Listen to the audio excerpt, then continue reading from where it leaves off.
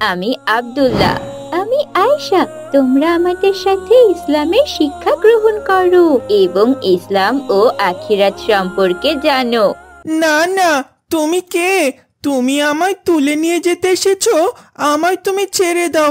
আমি তো কারোর সাথে খারাপ আচরণ করিনি, আমি কোনো অন্যায় করিনি, ছেড়ে দাও আমায়। ঈদ এসেছে, গ্রাম সুন্দর করে সাজানো হয়েছে, আর তার সাথে মুসলমানদের হৃদয়ে ঈদের খুশি। সবাই নতুন জামা কাপড় পরেছে, হাতে হাতে মিষ্টি আর অন্যরকম খুশির পরিবেশ।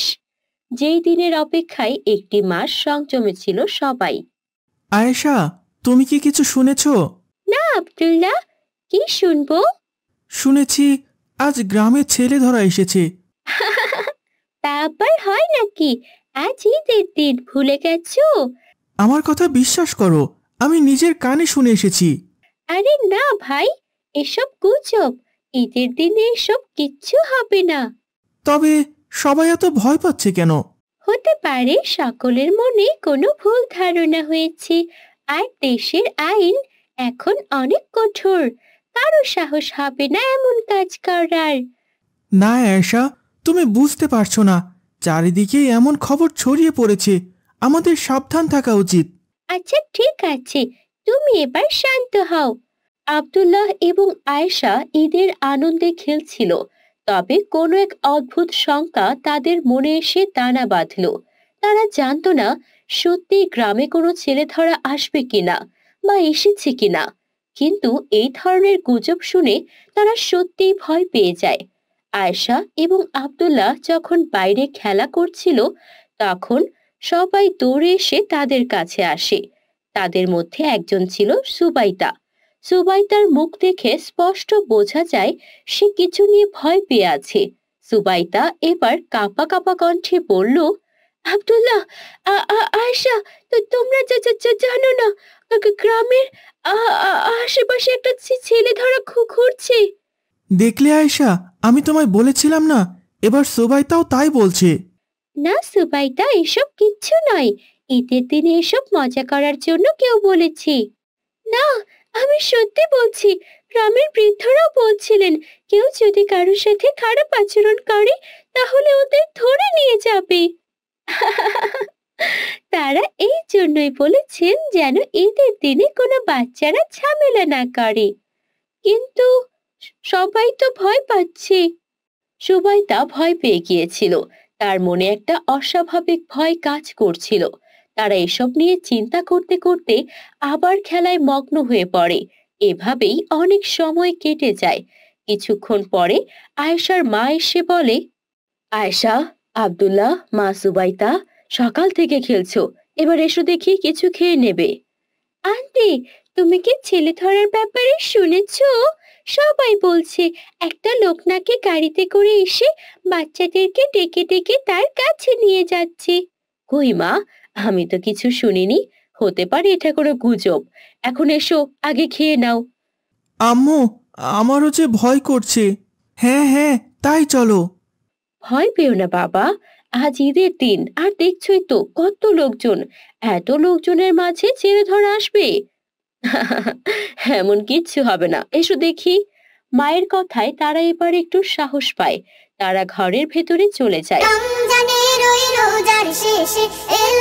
আর খাওয়া দাওয়া করে চলে আসে। হঠাৎ বাহিরে ছেলে ধরা বলে সবাই চেঁচিয়ে ওঠে। আব্দুল্লাহ, আয়েশা, সুবাইতা আগ্রহী হয়ে জানালা দিয়ে দেখতে থাকে। রাস্তার ধারে বসে থাকা একটা অসহায় ছোট্ট ছেলের সামনে এসে একটা কার থামে।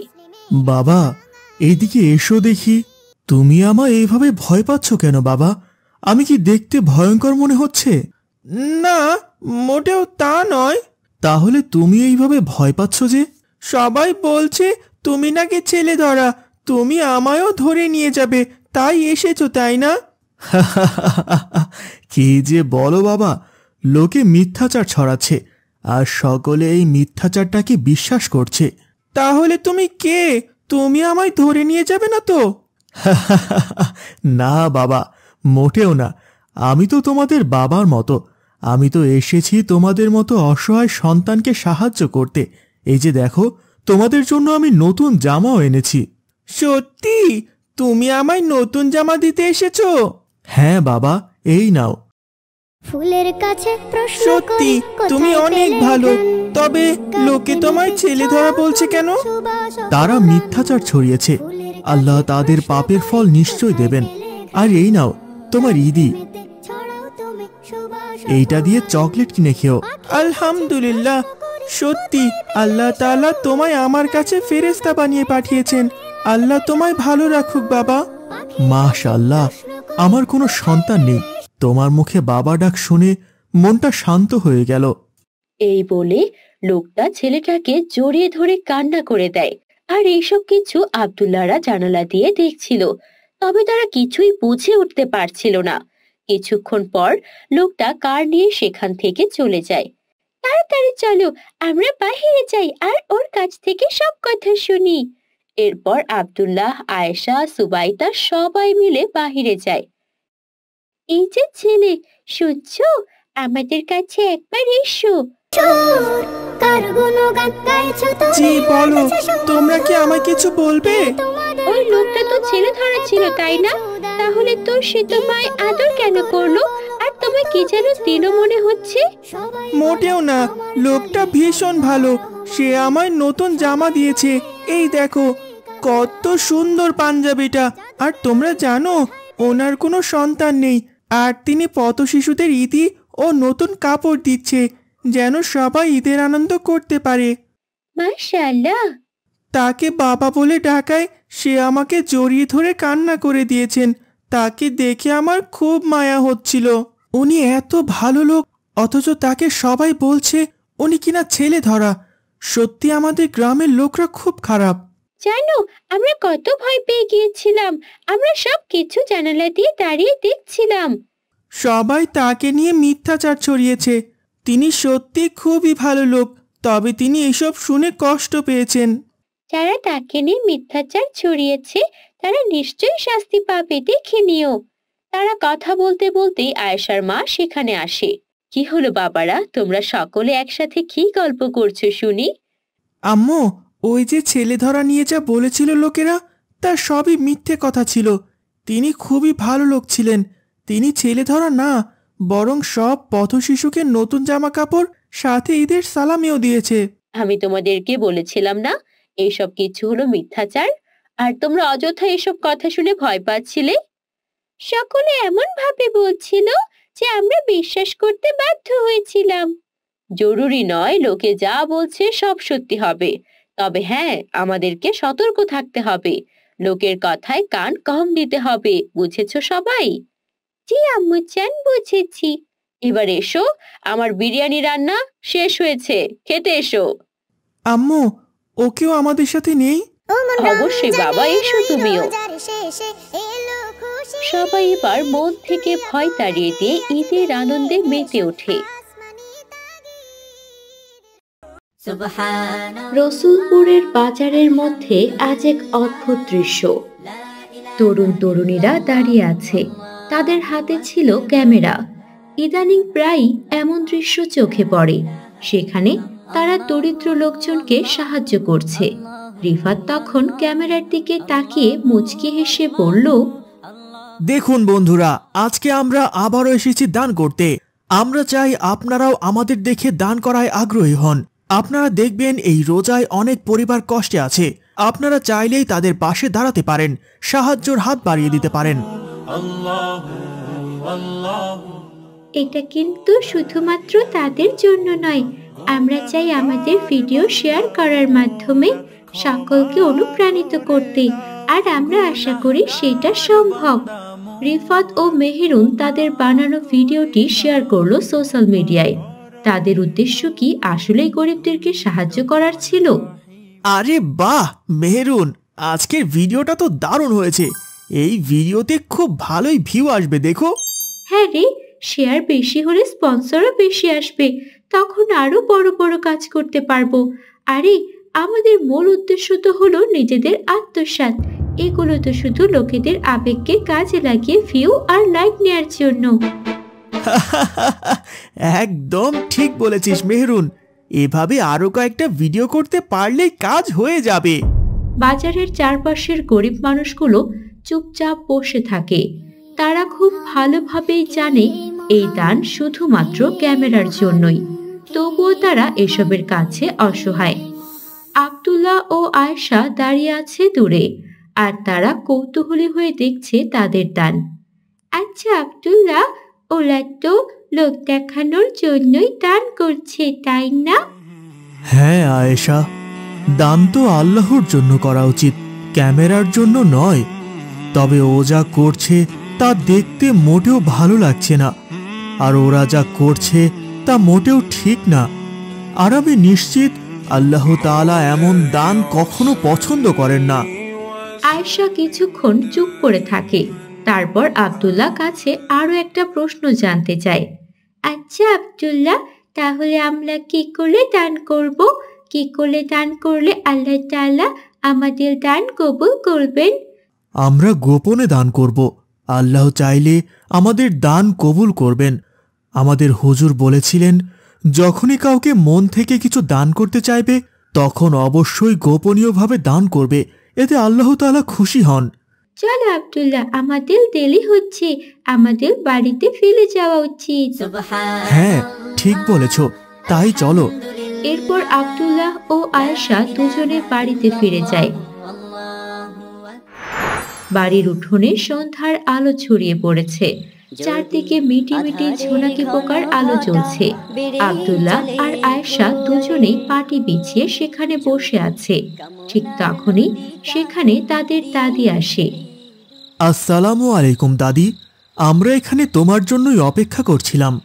ওয়ালাইকুম আসসালাম। আমার জন্য অপেক্ষা করছো? কেন, গল্প শুনবে বুঝি? না দাদি, আমরা আজ তোমার থেকে গল্প শুনতে চাই না। তাহলে আমার জন্য অপেক্ষা কেন? দাদি, আজ যখন আমরা প্রাইভেট থেকে বাড়ি ফিরছিলাম তখন খেয়াল করলাম বাজারে বেশ কিছু তরুণ তরুণী যারা অন্যদেরকে দান করছে। আলহামদুলিল্লাহ, মাশাআল্লাহ, এ তো খুবই ভালো কাজ করেছে তারা। কিন্তু দাদি, তারা যা করছিল তা হলো ক্যামেরা দিয়ে ভিডিও করার জন্য, এটা তো লোক দেখানো হলো, তাই না? হ্যাঁ, তা তো একদম ঠিক বলেছ।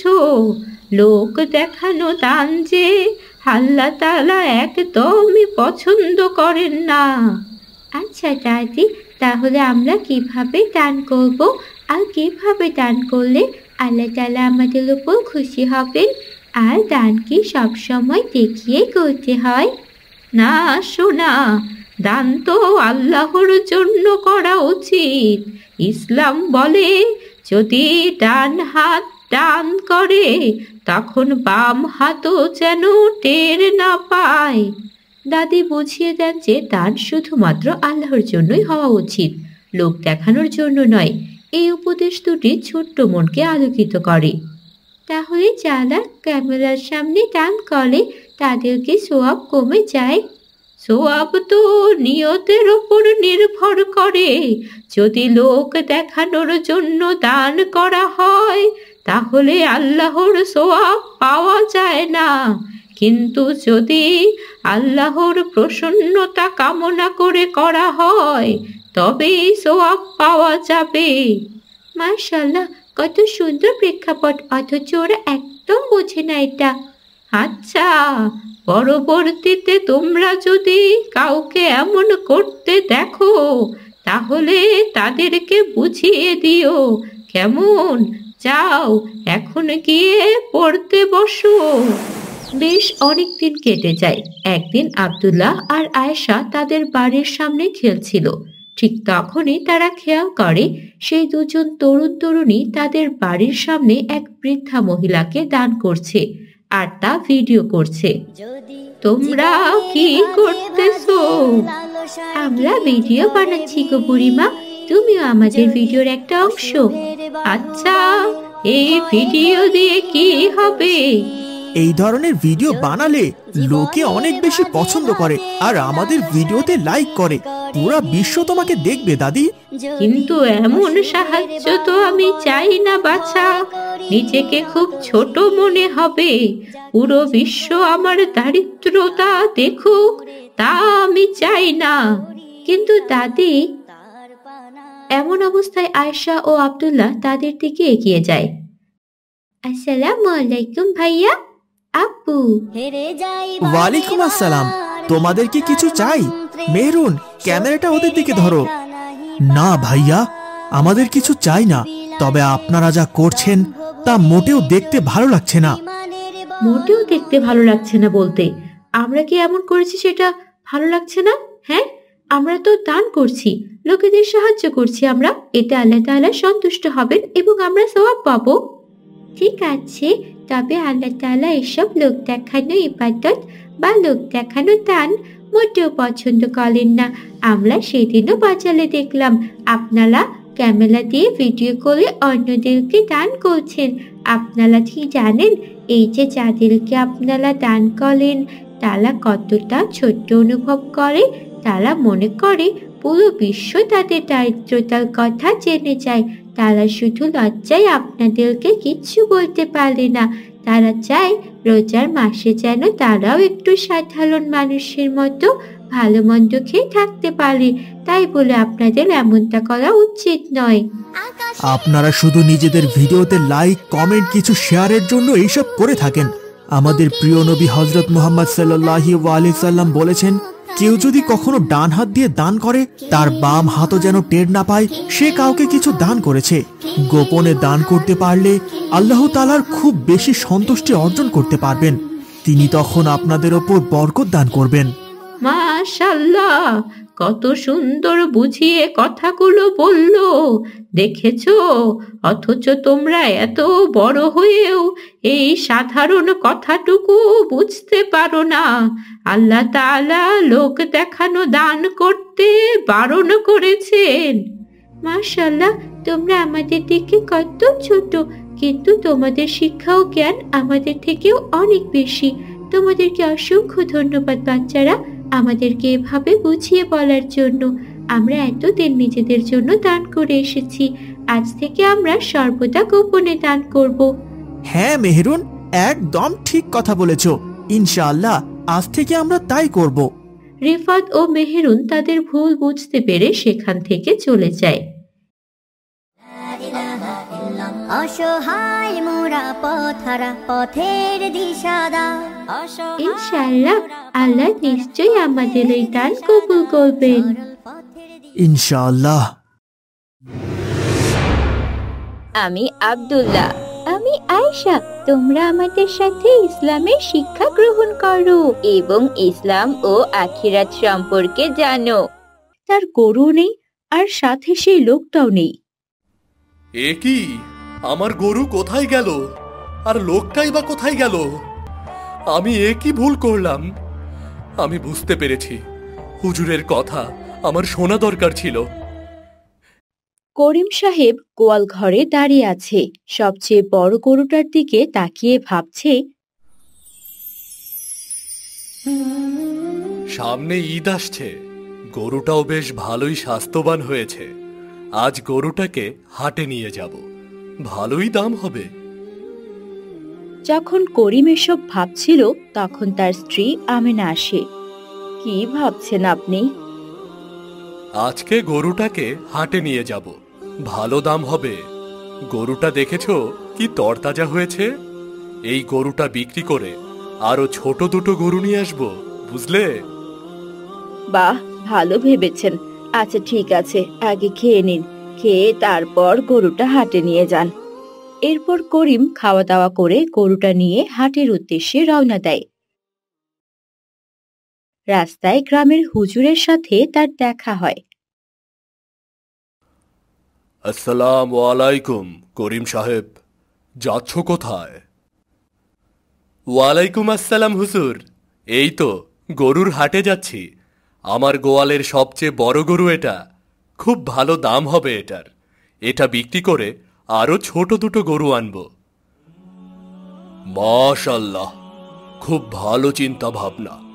তবে করিম সাহেব, একটা ভালো কাজে যাচ্ছ, কোনো ভালো কাজে যাওয়ার আগে ইনশাল্লাহ বলতে হয়। ইনশাল্লাহ কেন বলতে হবে? গরু তো আমার, আমি হাটে নিয়ে যাচ্ছি। তারপরেও তুমি যদি কোনো ভালো কাজের উদ্দেশ্যে যাও, সেক্ষেত্রে তোমাকে ইনশাল্লাহ বলতেই হবে। ইনশাল্লাহ বলা আর না বলা একই। আমি যাই হুজুর, আমার অনেক দেরি হয়ে যাচ্ছে। আচ্ছা যাও, ঠিক আছে, আল্লাহ ভরসা।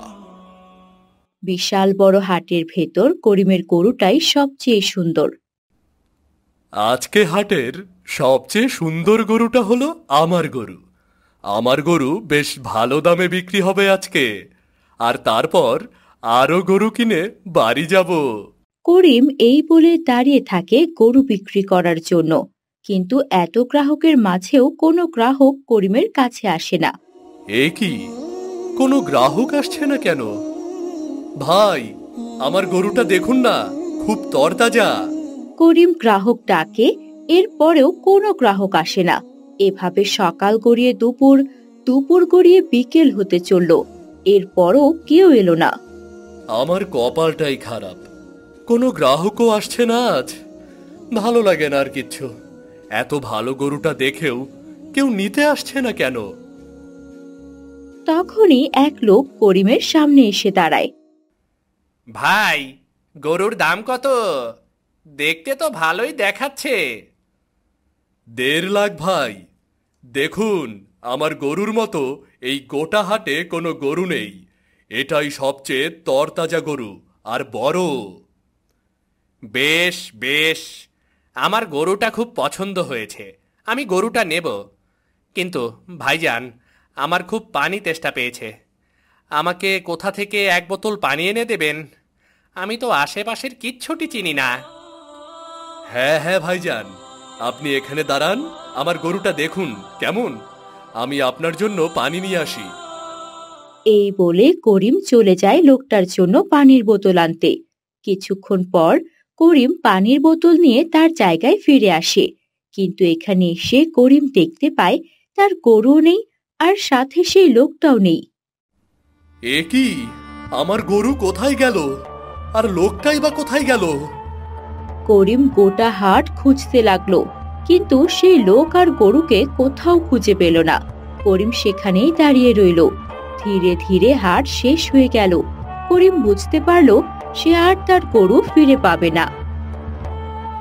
হে আল্লাহ, আমি কি বোকামিটাই না করেছি? আমার গরুটা অচেনা একজনের হাতে তুলে দিয়ে গেলাম। আমি এ কি ভুল করলাম? আমি বুঝতে পেরেছি, হুজুরের কথা আমার শোনা দরকার ছিল। এখানে থেকে কোনো লাভ হবে না, আমি বাড়ি ফিরে যাই। কপালে যা ছিল তাই হয়েছে।